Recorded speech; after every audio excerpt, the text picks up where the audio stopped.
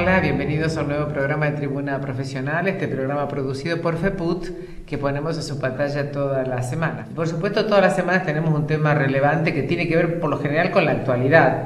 Y mayor actualidad que la del patrimonio histórico no hay en este momento, sobre todo teniendo en cuenta las repercusiones que ha habido en cuanto a proyectos para demoler lo que se conoce, lo que queda de la fachada de la ex brigada ahí en la avenida Sarmiento, casi esquina Muñeca. Así que vamos a conversar con el arquitecto Raimundo Rubio, que es docente de la Facultad de Arquitectura de la Universidad Nacional de Tucumán. En este caso está en la Cátedra de Teoría de la Arquitectura e Historia de la Arquitectura 3 y que ha estado, digamos, junto con otros profesionales de la arquitectura y, por supuesto, abogados y toda la gente que sabe de patrimonio histórico en todos los prolegómenos, no solamente de lo que está ocurriendo ahora, sino de muchísimo tiempo antes, cuando empezó a hacerse o a pensarse en el actual Palacio Legislativo. Así que le damos la bienvenida, arquitecto Rubio, a nuestro programa y vamos a hacer un poquito de historia, ¿verdad? Porque ahora tenemos lo de la brigada, lo de la fachada, pero esto tiene toda una connotación que habla del relieve que tiene esa zona de Tucumán sobre todo, ¿verdad? Sí, parece que se ha concentrado en esa zona. Exactamente. La situación patrimonial de Tucumán, que ha tenido, digamos, sus menos y sus más. Sí. Quizás en este momento podemos decir que la ciudadanía ha tomado conciencia del tema y lo demuestra el repudio que ha tenido la propuesta legislativa por parte de la ciudadanía en defensa de su propio patrimonio. Arquitecto, en el lugar donde ahora se levanta este fantástico Palacio Legislativo, era digamos lo que se conoce como la zona de la ex brigada, ¿verdad? Sí. Que ha quedado reducida a una especie de fachada, pero ¿cómo fue todo el tratamiento a este predio antes de empezar a levantar el palacio? Hay una cuestión que, digamos, es importante que se conozca, que es todas las situaciones que se han venido dando hasta llegar a la actualidad, porque si no de pronto esta propuesta legislativa de demoler esto que queda porque molesta a la vista o porque es recuerdo de situaciones de violaciones a los derechos humanos, etcétera, parece como que cae del cielo y que no ancla en ningún punto. Desde ese punto de vista, digamos, salvo la defensa de lo patrimonial y de la actitud de conservar para la memoria, no parece haber muchos más anclajes con la realidad. Lo cierto es que la ex brigada,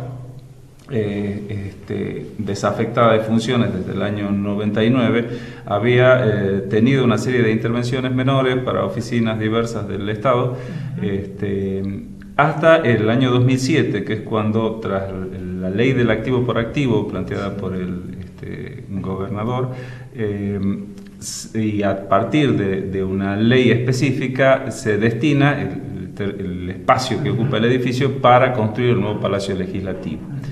El problema es que cuando se decide hacer esto sin consulta previa, digamos, a los técnicos, el edificio de la ex brigada estaba protegido por la ley 7535, que es nuestra ley de patrimonio, que data del año 2005. Es decir, el edificio de la brigada estaba en la ley de patrimonio, cosa que se ignora al hacer este planteo. A partir de allí, junto con ese edificio, la ley que se saca en ese momento, la 7986, planteaba la desafectación de la protección patrimonial de otros 4 edificios. La reacción de la ciudadanía, de los profesionales, de los involucrados con el patrimonio no se hizo esperar y eso dio lugar a las 14 marchas de Tucumán no se vende. Tras lo cual, digamos, junto con esa actitud, digamos, de rechazo a esta medida y de defensa del patrimonio, FEPUT y la FED en ese momento tomaron la medida de solicitar una cautelar que protegió al edificio de cualquier intervención posible. Estando afectado el edificio por un amparo judicial, no se podía intervenir en él y entonces el proceso de construcción del nuevo edificio quedó frenado. Pasados todos los avatares, digamos, de la disputa, la legislatura solicitó a FEPUT en aquel momento y a FED que revisaran la cautelar para ver si se podía llegar a un acuerdo para que el edificio se pudiese construir allí. En aquel momento tuve la suerte de formar parte del equipo de técnicos que asesoró a FEPUT en el tema, junto con el arquitecto Nicolini, Alberto Nicolini, y la arquitecta Marta Silva, son destacados profesionales en el tema, referentes dentro de nuestra ciudad sobre el tema patrimonial. Consensuamos con ellos de que los valores que realmente tenía el edificio se limitaban básicamente a la primera crujía o al primer volumen existente, un volumen que tiene 30 por 7 metros. Todo lo demás... Y la fachada quedaría sobre Avenida Sarmiento y un pedacito sobre Calle Muñeca. Un pedacito sobre Calle Muñeca. Sí, sí. Es más que una mera fachada, porque incluye la fachada principal de 30 metros y las dos fachadas laterales, porque esa arquitectura se continúa hasta los bordes. Sí. El esquema de organización del edificio incluía esta primera crujía o volumen principal y luego un patio trasero secundado por otras dos crujías y cerrado atrás. A partir de ahí hubo una serie de modificaciones diversas con distintos locales, todos un poco siguiendo el esquema patio. Pero lo esencial desde el punto de vista arquitectónico era esa fachada y los dos laterales. Se consensuó entonces que, dado que eso era lo más valioso del edificio y que la provincia necesitaba un edificio legislativo acorde a su jerarquía, tanto nosotros los técnicos como FEPUT y FED resolvieron ceder en el amparo y permitir que el edificio de la legislatura tomara todo el resto del terreno.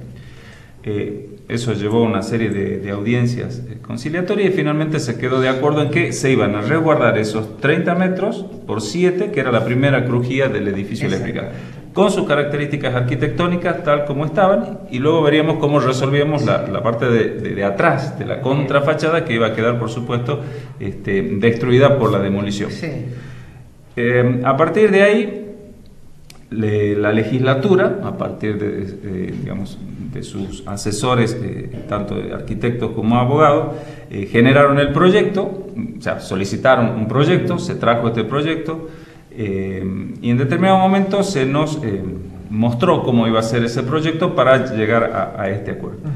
En ese momento nosotros fijamos ciertas pautas, ya que la primera propuesta era que el proyecto el edificio en sí estuviese más cerca del edificio del bloque de la ex brigada y prácticamente sobre la línea municipal de la calle Muñeca, lo cual desde el punto de vista urbano y arquitectónico es totalmente incorrecto. Desentonaba, digamos, no había manera de justificarlo. Y de diferenciar lo que era la vieja fachada de lo que un edificio tan moderno como edificio moderno. Incluso se iba de alguna manera a tragar al edificio del Teatro San Martín por la proximidad, por la escala, etc.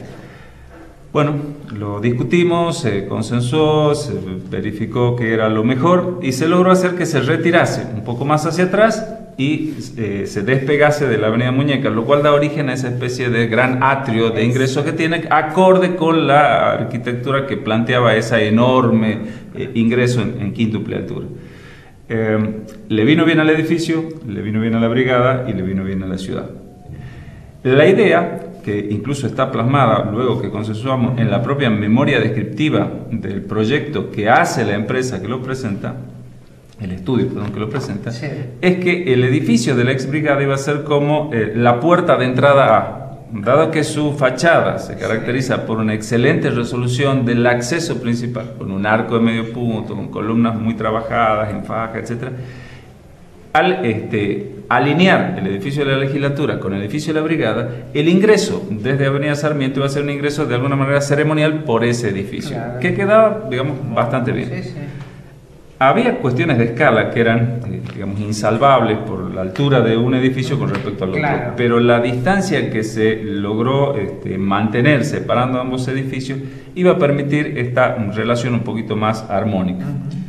La intención, desde el punto de vista patrimonial, era que ese espacio que quedaba entre los dos edificios se tratase convenientemente de acuerdo a la historia del propio edificio, es decir, que reflejara, habiendo desaparecido, cuál era la composición tipológica del edificio. Era un edificio a patio con una pequeña galería, prácticamente era construcción, no había... ¿Qué estilo es el que tiene la brigada de la ex fachada? ¿Cómo se llama ese estilo? La fachada, digamos, está compuesta por un estilo que en la manera de estructurar las aberturas, el acceso principal y la ornamentación se denomina académico.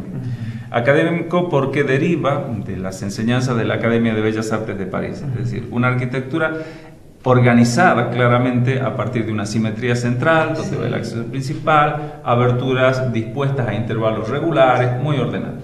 Pero su lenguaje es un poquito más, digamos, moderno, entre comillas, para la época, porque es una versión, digamos, contemporánea a la época del manierismo del siglo XVI.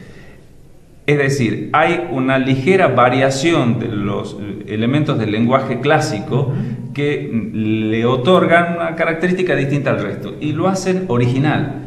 No es una mera copia de estilos del pasado, sino que hay innovaciones propias de ese manierismo. Yo le pregunto al arquitecto, eso que se levantó y que hoy conocemos como ex brigada, pero que fue anteriormente nada que ver con una brigada de policía ni cosa por el estilo, ¿verdad? Tiene que ver con todo el grupo, digamos, de Teatro San Martín, la legislatura, el Savoy, como forma, digamos, armónica. Sí, si bien el destino original del edificio era para comisaría, para central de policía, en el año 1907, que es cuando levanta el arquitecto Pesmaque, establece un claro diálogo con el resto de los edificios. Si nos fijamos en los detalles de las buñas o las líneas horizontales del edificio, de las formas, de las aberturas en medio punto, de la ornamentación, es claro el diálogo tanto con el Teatro San Martín, como con la legislatura, como con el edificio del casino y que incluso con el Colegio Nacional. O sea, forma parte de un lenguaje arquitectónico similar, con la salvedad de que este edificio tiene una particularidad, justamente por su estilo, que lo hace único.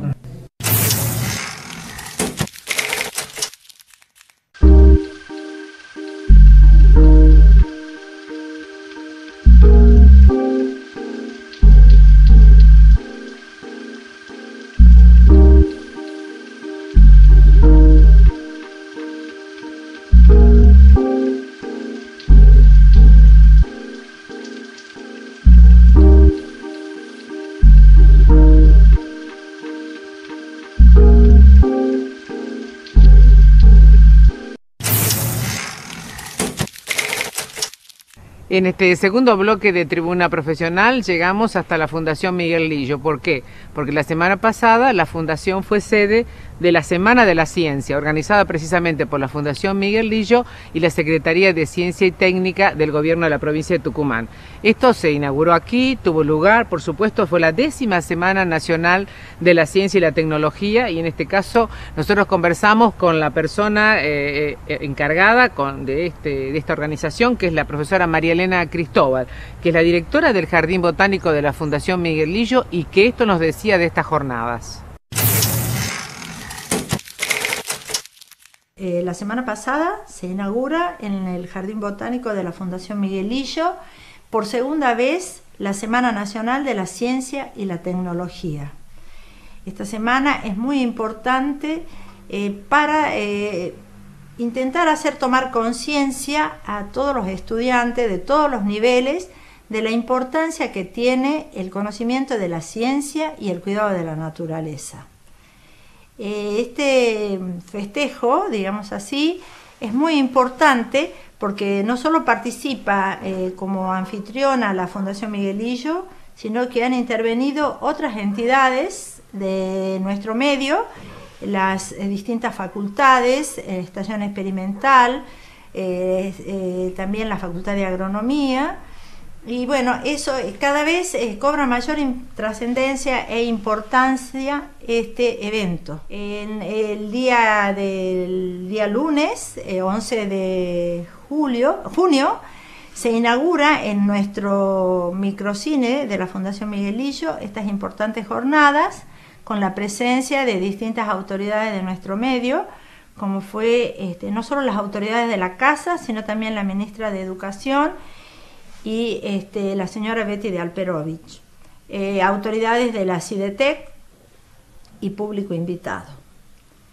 Las jornadas comienzan a partir de las 9 de la mañana, donde en el Jardín Botánico se instalaron distintos stands dirigidos y manejados por investigadores de la casa, que prepararon experiencias adecuadas a la edad de los niños que nos visitaban. La edad de los niños iba desde muy pequeños hasta alumnos de la escuela secundaria. Entre las actividades más destacadas tenemos el avistaje de aves, el reconocimiento de nidos y huevos. También muy destacado y que atrajo mucho la atención de nuestros alumnos visitantes fue la extracción de ADN en vegetales.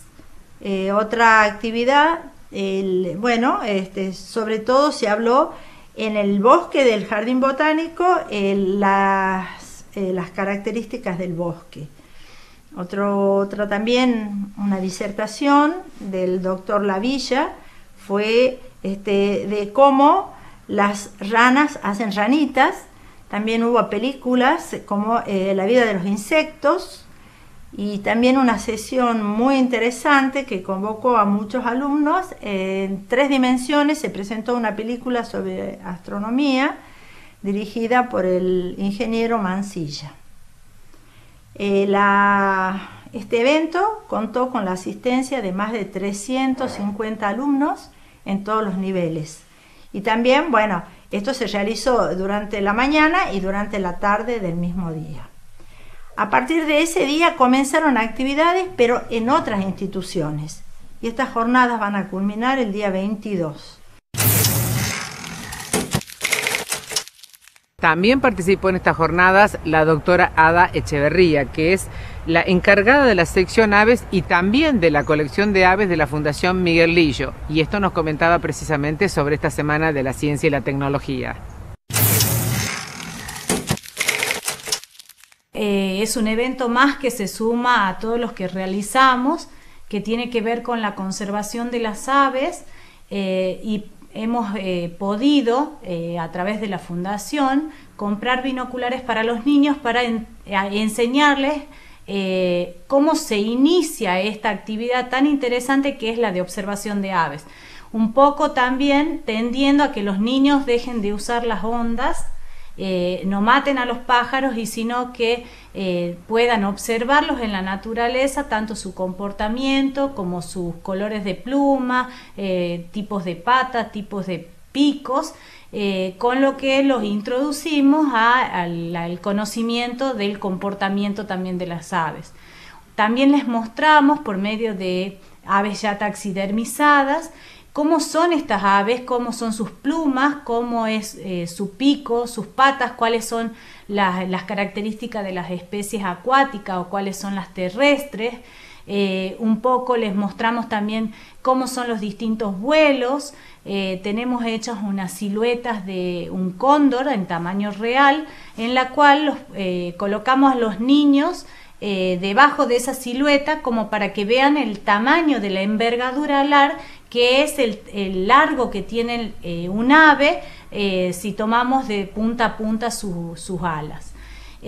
También, como siempre, tenemos como un taller de arte, porque a los niños les encanta pintar. Tenemos siluetas en las cuales ellos pintan, los pueden pintar de los colores que son las aves, pero muchas veces ellos hacen su propio colorido. Y bueno, en esta oportunidad teníamos cóndores color rosa o loros colores de otros colores que no son los reales, pero los dejamos porque para los niños es bastante importante dejarlos que tengan esa creatividad. Y bueno, nos parece importante que hagan lo que ellos tengan ganas. Y también la parte de avistaje les gusta mucho porque las aves son un poco más difíciles de ver, pero los tratamos de enseñarles cómo se usan los binoculares, y un poco también el tema de que vean, aunque sean los árboles o las flores, con el binocular, que les da un tamaño mucho más grande. Entonces es una experiencia bastante linda para los chicos y para nosotros también, porque bueno, podemos enseñarles. Otra actividad que llevamos a cabo, y no es la primera vez en el Jardín Botánico, es una experiencia que le llamamos experiencia científica, y con el nombre de Exploradores por un Día. En esta experiencia, los niños, conducidos por guías y voluntarios, van descubriendo a través de pistas que los guías les van enseñando los distintos habitantes del bosque, desde mariposas, caracoles, ranitas, y también ahí aprovechan el conocimiento que ya han adquirido con el avistaje de aves y aprovechan ese momento también para sumarlo a la experiencia. Al final del recorrido, que es muy interesante, los chicos construyen con todo el material que van recogiendo en la experiencia, collage, componen cuadros a los cuales le agregan una consigna, y a partir de eso se comprometen ellos a tratar de aplicar esa consigna en su escuela. Por ejemplo, cuidemos al bosque, protejamos nuestras aves, aprendamos a querer la naturaleza. Y así, a través de juegos y experiencias, los chicos se van introduciendo en el conocimiento de la ciencia, que es uno de los objetivos de esta semana, de estos días, que son tan importantes para ir inculcando en nuestros pequeños o no tan pequeños alumnos el conocimiento de la ciencia. Y una buena noticia, porque para el 28 y 29 de junio se van a llevar a cabo también acá en la Fundación Miguel Lillo las primeras jornadas de educación ambiental del noroeste argentino. Y también la profesora María Elena Cristóbal nos comenta precisamente sobre estas actividades. Aprovechando esta oportunidad, quiero invitar a la comunidad educativa, docente, científica y público en general a las primeras jornadas de educación ambiental que la Fundación Miguel Lillo, junto con el Ministerio de Educación, el Jardín Botánico del INTA Castelar de Buenos Aires y la Fundación Senderos Ambientales, hemos organizado en el Jardín Botánico. Es una importante convocatoria, ya que nuestros disertantes son especialistas en el tema, todos provenientes de Buenos Aires. La convocatoria ha tenido una gran acogida. Quería decirles que los interesados pueden inscribirse en la Fundación Miguel Lillo. El cupo es limitado, ya que tenemos calculado una capacidad de 90 a 95 personas. Es de gran importancia y trascendencia estas jornadas, que son las primeras y más importantes en el NOA. Las mismas se llevarán a cabo en el microcine de la Fundación Miguel Lillo los días 28 y 29 de junio, de 8:30 de la mañana a 18:30 de la tarde, esperando contar con la participación de muchos docentes, ya que a ellos está destinada esta jornada. Agradezco a Tribuna Profesional y a FEPUT esta oportunidad de poder estar en contacto con la comunidad educativa y público en general para invitarlos a estas jornadas de educación ambiental que, repito, se llevarán a cabo en el Jardín Botánico de la Fundación Miguel Lillo. Y así llegamos al final de esta edición de Tribuna Profesional, este programa producido como siempre por FEPUT, por la Federación de Entidades Profesionales Universitarias de Tucumán. Muchas gracias por acompañarnos y hasta el próximo programa.